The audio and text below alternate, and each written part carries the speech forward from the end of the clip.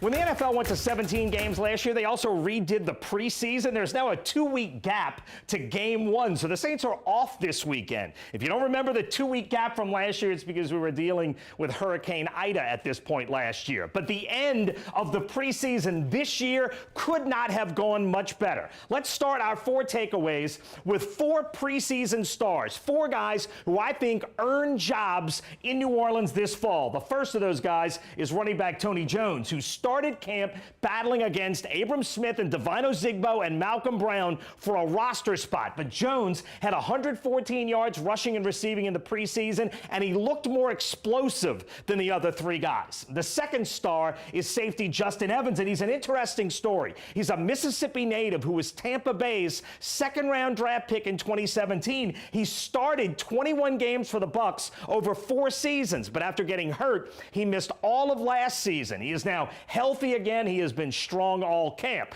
The third guy is Destrehan's Kirk Merritt, who capped off a terrific training camp with a huge game against the Chargers. Now, the Saints wide receiver room is stacked, so Merritt might not make the 53, but I certainly think he is at least a practice squad guy who can help this season. And maybe the biggest riser is linebacker Eric Wilson, who played 4 years in Minnesota and looks like not only will he make the roster, but if Pete Werner can't go in the opener, Wilson could be a starter.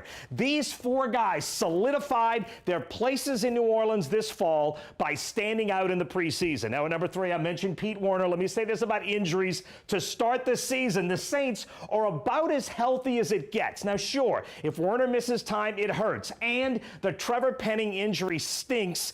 And the Saints have a couple of minor injuries. But American football is the planet's most violent team sport. No team will be fully healthy ever this season. But right now, Marcus Davenport looks to be on track to play in the season opener. Michael Thomas, too, and James Hurst. And Taysom Hill looks fully recovered from his offseason surgery. So does Marcus May, and maybe most importantly of all these guys, so does Jameis Winston. The point is, if the Saints don't win the opener, it won't be because they were missing too many key pieces. They will start the season about as healthy as you can. At number 2, one drive is fueling big-time optimism. I said this last week, even if Mike Thomas couldn't play, Jarvis Landry and Chris Olave represent an enormous upgrade at wide receiver. They each caught passes in that perfect opening drive. And that drive, by the way, 9 plays, 75 yards, and the Saints overcame 2 penalties, so they actually gained 90 yards, and they were 0 for 0